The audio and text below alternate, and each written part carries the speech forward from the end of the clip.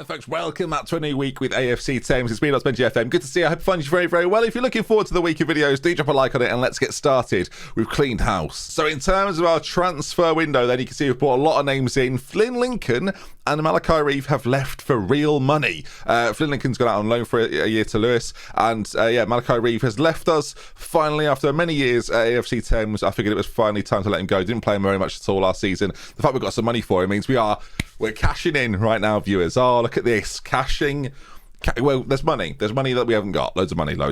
In terms of released players, we have, as I say, cleaned house. We've it's spick and span round here, viewers. Marsh Hughes has gone. Lampton, Brunt, Fenwick, Radcliffe. Now. Listen. He didn't want to play another season for me. Well, there's not much I can do about it. The worst bit about Dean Fleming leaving us is he's gone to Salisbury, who are a division below us. He'd rather go there, probably earning more money. Dean Fleming out the door after all these years. I can't believe it either. So off he goes. 1 clean sheet in 12 last year. Don't even care. Geddes and Bakariga went as well. So, yeah, lots of names that you'd be familiar with. I think the big one's probably Angus Brunt has finally left as well. For still a free transfer, still available. I mean, do we sign it? No. He doesn't want to join back, which is probably fair enough, right? I get that. But, of course, with the outs mean there have been plenty of ins, as they're quite important when you lose so many players. Let's talk through them then in order that they were signed and see if we've improved the squad this season. We've played 6 games so far. It's not gone badly. All right, let's start with Sam Hill, left back extraordinaire. Probably going to be a backup left back, not someone that's going to start for me in every single game. We've got 2 now very similar left backs, and he is one of them. Sam Hill, welcome, 26 years of age, just looks okay, decent mentals for a defender as well. So I like those. Apart from positioning's not good. Next up is Peter Gunter. Now, of course, we've lost a lot of midfielders, so I've had to bring quite a few in. And Peter Gunter, the 18-year-old Welshman, is one of the more exciting ones, purely because he's got quite a lot of potential to grow into. 18 years of age, has been released by Barnet. We've picked him up as a free transfer. And the work rate, teamwork, but again, positioning, decision making, all pretty good. And 10s in marking, passing, and tackling for a more defensive midfielder. Not too bad. We like him. Welcome, Peter Gunter. Bought a lot of central midfielders, and James Lewis is another one of those. Again, looks pretty well rounded. There's nothing stand out about any of these signings. We'll talk about that in just a moment as to why, really. But James Lewis, welcome to the team. Another one with a lot of potential, so maybe can grow in. I say grow in. He's a Luton player, but we're an affiliate of them, so maybe one day we'll have him for a longer period of time. Next up, Reece Vincent. Now, playing a left midfielder rather than an attacking player. Left midfielders is something we're going for this year. We're going for a 4-4-2. So as we go through these players, think, do they actually fit in the 4-4-2? Some do, some don't. Reece Vincent, though, 2.5-star current ability according to the star ratings, 26 years of age, has been around all over the place. Has played a few games for me this season. Again, has done okay, just okay. Shimron Eaton, probably an offensive player more than he is a midfielder, but can play very well at sort of a DM role. Again, we're sort of mixing and matching a little bit because we're not playing defensive midfielders. He's probably more of a centre-back than he is a central midfielder. You can see he's okay there, but not fantastic there. Decent tackling, decent marking, heading and jumping, which to be desired, but at 5'5", you can kind of see why. Probably someone to bring on when you're trying to stop a game from getting out of hand, or equally trying to lock things down a little bit of a bulldog, a little bit of a terrier with 8 aggression. So probably more of a sort of Yorkshire Terrier. Next up, Billy Clifford. I won't lie to you. Some of you will be like, why do I know that name Billy Clifford? He was at Chelsea. This save 16 years ago, so quite a long time ago. But we've brought him. It's kind of weird to see a player that is real and existing and has been at so many different clubs have 20s at corners, free kicks, long throws, and penalty taking, as well as teamwork, and still have 12 technique. I don't think I'm going to play him very often, but if we need a goal in a game and I bring an extra midfielder on for a reason, you'll know what that reason is. That one is a bit mad. All right, fair enough. All right. So far, you're not overly impressed, are you? Well, Cameron Brown will only add to that. Just a decent midfielder, like a good option, 26 years of age, started at Southend, recently been at Chelmsford in a couple of divisions below. Last season, though, 23 assists, caught the eye, viewers. So we've brought him in. So far, 0 assists. We've upped his level a little bit. He's played recently, though, well, not that recently, but in the past in the Vanarama South, as well as a little bit in League 2. So he's got some pedigree at a high level. I think that could be important. Again, quite nicely well-rounded attributes, quite a lot of 11s and above, so we'll take him. For our transfer window, this is one of the better ones. So, Dave Carson up next, another midfielder, 34 years of age, this one, only £140 a week, so it's not too bad. And yeah, decent mentals, very good mentals. Can't run particularly quickly, but again, someone to come on late in games, just start to maybe shut things down a little bit with that experience. I don't think it's a terrible signing.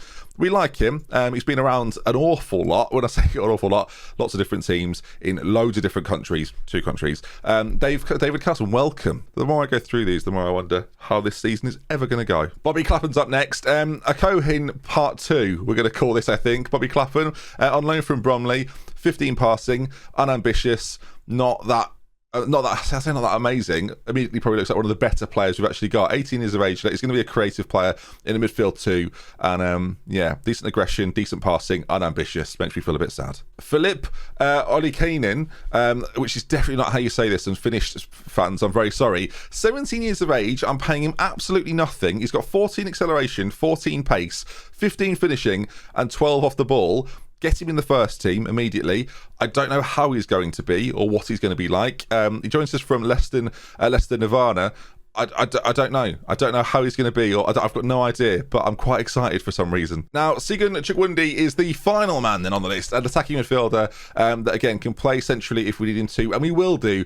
Looks okay, lots of potential, 25 years of age, probably not going to reach that potential necessarily, the Nigerian. Again, has been around all over the place, Lowestoft Town, Cambridge, Chippenham, and now turns up, again, had a season with 23 assists, now turns up at us at the Vanarama National League.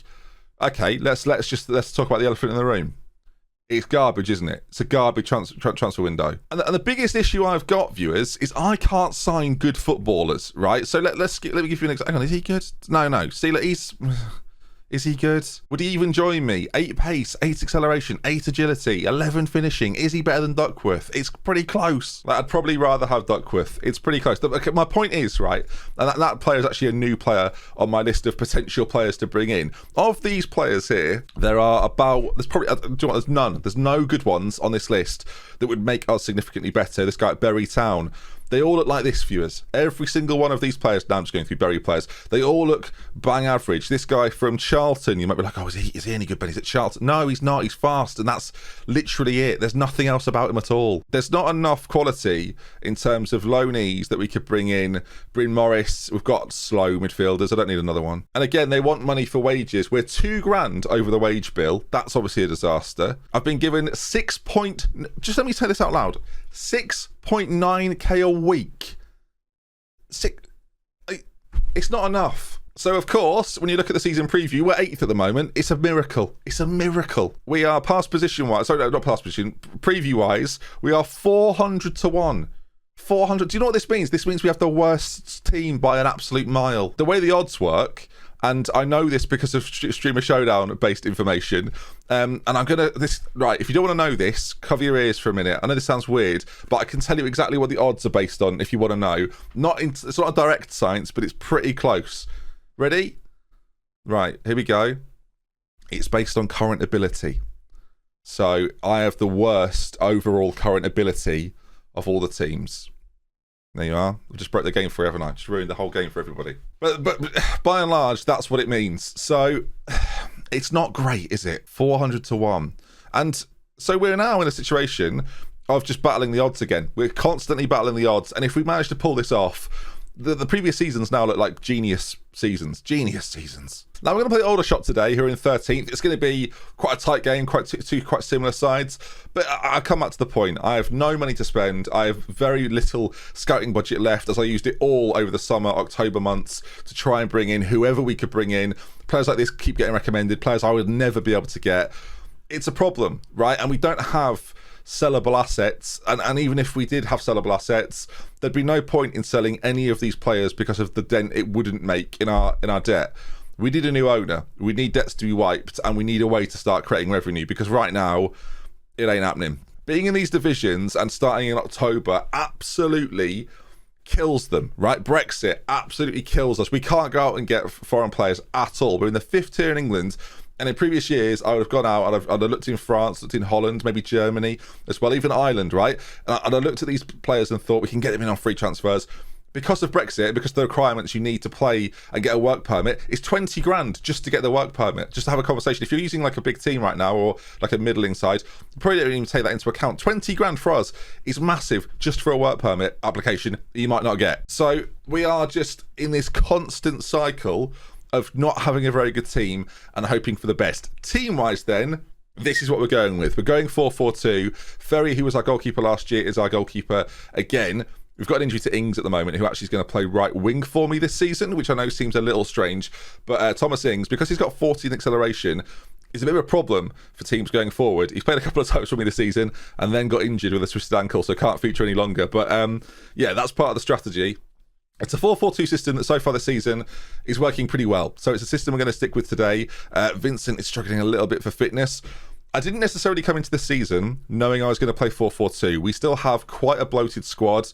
Getting rid of some of these players is proving just as difficult as signing players. People just don't necessarily want some of the trash that we've already established at this club. So, yeah, we're battling a little bit. So Ferry will be in goal. Mark Scott is going to move to right back while the injury to Ings exists as well. Coker and Leddy will be at centre back. You can kind of see based on who we've signed and who we've already got here that there's a reason we're bottom in terms of the good players in this league. McNeely's going to play left back for us. Of course, we've got Sam Heel as well now. Vincent at left midfield alongside the likes of Clapham, who's okay, and Lewis, who's all right. Like, I've tried to go for somewhere around the midfielders, really. Adelakun is he's all right. 11 acceleration, okay crossing. Duckworth and Monet. This is where the money is. The money is. Two strikers of decent ability. Of course, I don't know why he was in the 23s. We've brought him up now. Ollie Canon is going to be, that's the best I'm ever going to say that. Ollie Canon is going to be an option for us. And why changing? Right. I'm sorry, football manager, we have to talk about this. Why me putting someone else on the bench, it impacts what we see here and makes it all red for no reason, and then it just disappears. I'll never know.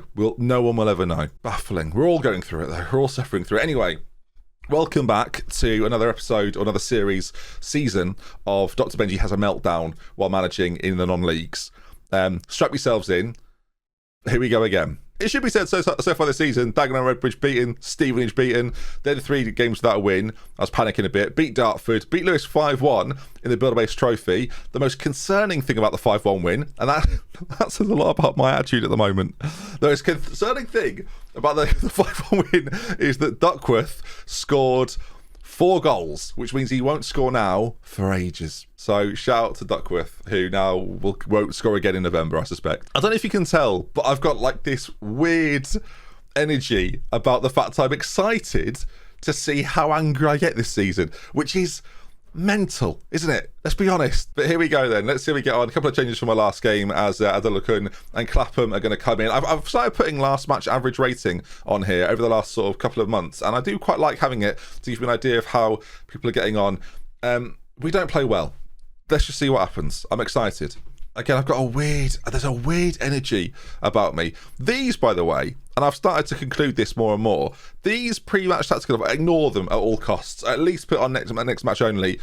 Don't listen to these. These do not help. They just do things that other people think you should do. I don't want to do. We've also cleared house in terms of staff as well. A lot of staff have gone. A lot more have come in. Michael Emery, Gillian Belig, they've gone now. I can't talk about it. I can't. I'm just Dean Fleming, Emery. I cleared house, viewers. Angus Brunt. They're all. I cleaned house. So can Ferry, Scott, Coker, Leddy, McNeely, Adelakun, Lewis, Clapham, Vincent, Duckworth, and Mona. It's Moina. Michael Money, I'm going to call him. In fact, I'm changing his name, viewers. That's one thing we've not done enough of in this series. It's not his name, viewers. It's not his name. But I need something. Michael Money, welcome. Here we go. Here comes the money. Here comes the money. Here we go. All right then. I've never managed a Football Manager save with this amount of contempt for my own team. I'm excited to see what happens. Aldershot Town, established non-league sides. How do you think we're going to get on? Make a prediction. I'm gonna go 1-1. I think it's going to be a tight penalty conceding affair. I don't know. Just that would make sense with everything else. The most surprising thing here would be hello viewers, free kick. Adelakun takes it, whips it. It's one of the easiest free kicks to save ever, as he has kicked that out so quickly. No one is prepared for anything, viewers, as Thompson is back on it. So we're playing, it says it's a controlled possession style, that would have been outrageous, 4-4-2. It's not really. It's just a 4-4-2, which is supposed to have quite a high line, be quite aggressive, and counter-attack at all costs. That's basically how it works. It's counter-pressing, it's counter-attacking, and it's Aldershot with a free kick, which is lofted so innocently forward that it's amazing we didn't defend it better. If I somehow get into the playoffs this season, and look, right now we are in contention, then I might... Oh, good. 36 minutes gone. Our midfielder has been sent off for 2 yellow cards. There it is. There it is. Do you know what, when I say there it is, it was the moment that sucked all the joy out of this video. Yeah, was there joy in this video? Oh yeah. I've had quite a good 18 months in terms of my life. This is not part of that. Okay, so our midfielder's been taken off. Our other midfielder is performing shockingly bad. Cameron Brown is going to come on. See, the thing I would normally do here, and I'm going to do, it seems a bit odd to do this, I'm going to just not play with a right winger rather than have, because I prefer to have 2 strikers basically. I'm actually going to put Clapham in the middle. Oh, crikey.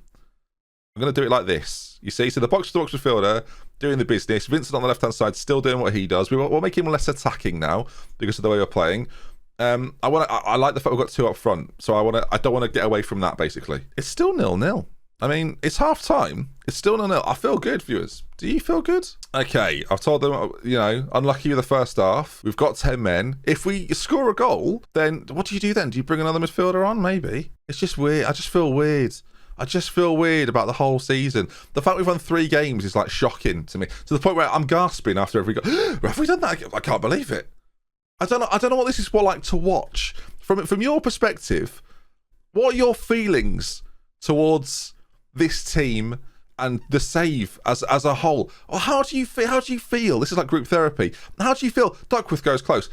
How do you feel about everything? Are you enjoying watching me just lose my mind? Because again, outside of this save, I'm quite calm, quite relaxed. You know, got a 6-month-old downstairs, loving it. He's mine, but like I don't know.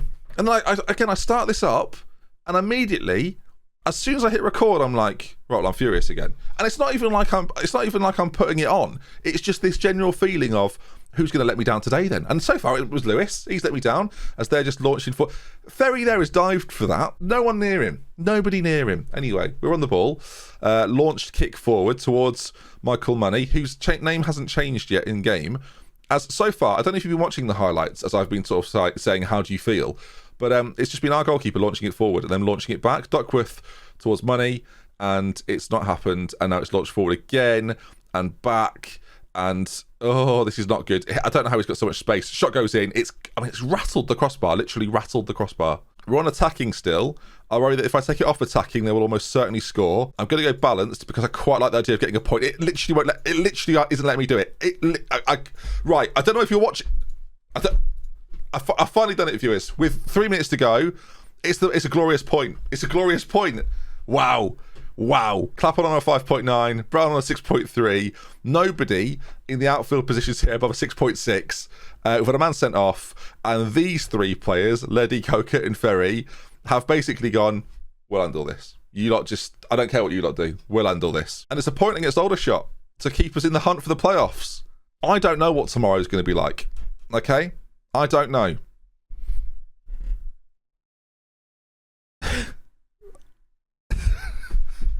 I've not even edited that pause out because I'm so confused. We're 9th. We are level on points with a side in the playoffs. Ray Simpson. Think I heard more snoring than cheering at that match today. Cheers, Ray. So there we are. We've brought in some players. We've sold some other ones. No, I don't know. Again, I don't know what tomorrow's going to be like. I'm going to play through November. We'll come back around the FA Cup game, maybe play Solihull Moors as well. Maybe make a prediction. What do you think will have happened in these 6 games? So how do you feel? Long comment today, viewers. How do you feel about the save? I'm going to read some of them out tomorrow. That's why I'm asking. I'll be reading them out. And then prediction for these 6 games. We'll see if anyone gets it spot on. I can't wait to see what happens. We love with care. From me, spend just next time. I'll see you tomorrow. That's how I feel about it. A shake of the head and a looking directly at you at the camera. That's how I feel. I don't know. I don't know if I'm embarrassed or if we're enjoying this together. Yep.